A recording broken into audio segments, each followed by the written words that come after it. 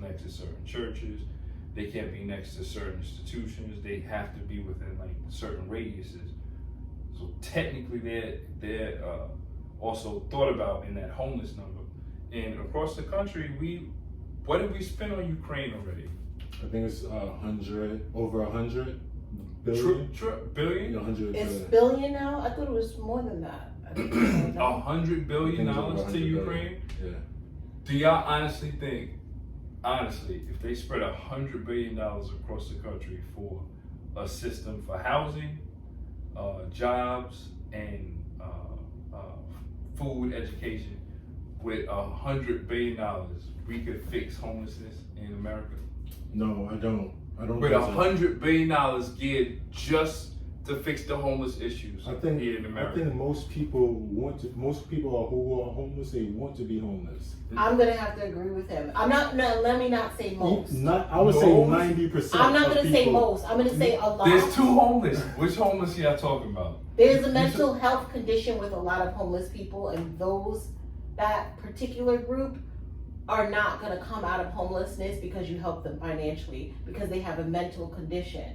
Now, there are some who are homeless because they're just down and out. Mm-hmm. Those people don't want to be homeless. And so if you gave them the resources that they need, they will do better and they will be happy with that. But they're not happy, but they'll be happy that they're not, that someone is willing to help them and give them what they need to do better, to come out of that, at least have a place to sleep, food, resources for jobs. But there are a lot of, think about the people who are on the subway. There are some people whose minds are so broken. If you hand them $100, they'll put that in their underwear and hand it back to you with poop on it. That's how some of them are, unfortunately, because their minds are broken. You know what I'm saying. It's not, okay. There are a group of homeless, part of that population, a lot of times that mindset is what got them there because they're so broken. Mm-hmm. There was a guy I met on the subway. He told me he used to be a professor. He's telling me all these math problems, and I believe him. But he was so broken, he didn't know. I don't even think he knew he was dirty. Yeah, and it's just like, okay, and then if you take it even further, I can't prove this statistically, but I'm pretty sure I could after the show. But if all the biggest homelessness population, as far as cities, not states, because states is like, so there's, when you talk about the big cities, it's usually like Democrat run it, the big New York City, LA. For a homeless list we're talking about? Well, I'm talking about the big cities, big populated cities. For who is homeless, you mean? Actually, homeless population? Well, that's where I was going. If you look at all the big homeless population centers around the world, it's mainly Democrat cities. What are they doing in their economies? That's my number one, by the way. I can't speak on that because I don't know the statistics, but if you think about it, it might not even be about Democrat, Republican. It could be more about the fact that a big city obviously would have a bigger population of homeless people. Yeah. Some people come to New York and Cali because they call themselves trying to make it and end up not making it. Mm-hmm. But under Rudy Giuliani, right? All that stuff was more controlled. I'm not saying that there wasn't homeless people, but the crime, the homelessness, it was more under control. It was a city that you actually wanted to go to. And then under Bloomberg, it evolved. It was still okay. But under de Blasio and now Eric Adams, it's like, and then the border issue, they're sitting. Yeah, I was gonna say most of the people here are not necessarily homeless. These are people who are coming from the border. But why are they sending them here in the first place? It's because Biden. Oh, because the Republican governors that you love are sending them here. Something happened before that. Is Biden don't want to close the border. He don't want to adopt Trump's policies that kept the border closed. Right, but he's still not the one responsible to send them to Democratic states. That's Republican governors doing that. But okay.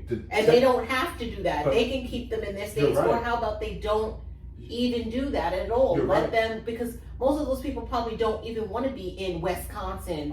In all these rural places. They'd rather be in big cities. So yeah, they're going to come here anyway. But it's not Texas, it's not Florida, It's not those states that are bragging about being sanctuary cities. It's New York, it's California, it's Chicago. Course. So if we're not bragging. They're bragging about being a sanctuary city. Democratic governors are always going to support, just like I said to you before we started, any Democrat or real Democrat is going to say, we're always going to support anybody who needs help, because that's what our party represents. Okay. Our party doesn't represent just poor, it represents the middle class, but we are not going to speak to that and then not actually help them. But there is a point where it can become overwhelming, right? Because you only have but so many resources. It doesn't mean that because you say that you're a sanctuary city that you can go beyond what we can handle. Okay, but you as the president, right? As a president, you're putting the Republican governors in a bad situation, because a lot of those states are the border. Arizona, they're border states, so they got to take in the bulk of the people actually crossing into the border. They don't want them there. They don't want them there, but it's the Democrat states. Yeah, they have the luxury of being like, yeah, we're a sanctuary state. We love all people. And now you're complaining. Now you're complaining when the Texas governor is sending them. I will absolutely agree with you, because I definitely can understand that. Like, for instance, Texas, that's a border state. Yes, Arizona. They would probably be very loaded with and overpopulated with people seeking asylum and things like that. And they're sending them a small fraction of what they get. This estimate's like over 13 million since Biden. I understand what you're saying. I understand what you're saying, but at the same time, every place has its limits. But we don't need them in the first place. So if they're going to do that, really, you know that they're doing it to be spiteful, because they can send them other places. It is spiteful. So that's what I'm saying. So nobody is saying that because we're agreeing that we're a sanctuary state, that we're saying that we want to be. That's like me saying, you guys are welcome to come to my home and visit me anytime. I don't mean stay every day. I don't mean bring Pookie in them. I don't mean bring your family from down south and from Jamaica and everybody else. I mean you 2 weeks max and have a good day. But Christine, if I'm not doing well for myself, I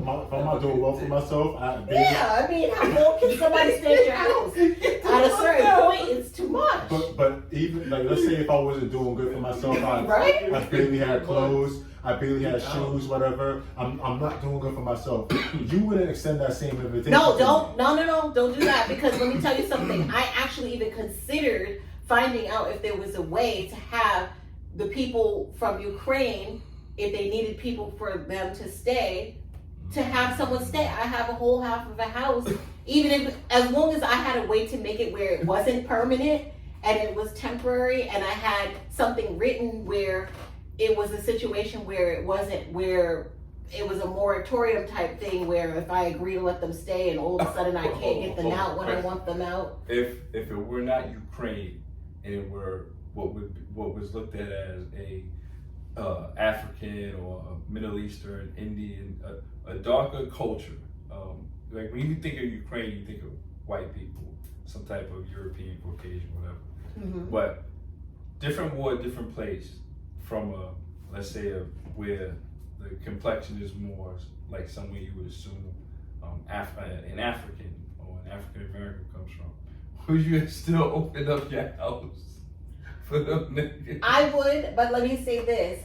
It would need to be somebody that I could communicate with, right? Because I have to be able to put down some rules. In a house, especially if I have to live there, there's got to be rules. People can't be doing whatever they want to do. So as long as it's people that black people in my house. Well, you know what? Honestly, I don't blame you, because I've been there. Yo, that's what I'm saying. You know what I've been there. about. You cannot. I have definitely been there. I'm so sorry, and I hate that it's always my people. But you know what? You cannot live African people are not like us. They're so much better when it comes to tenant wise, because they're clean, they're gonna cook, they have a family environment. So I wouldn't mind that at all. I've had many, especially in my, my previous marriage, I had a lot of family and even family friends come over, and it was never an issue. They were always very accommodating, very clean. They even will help you with, helping laundry and everything. But wasn't they stealing the PlayStation?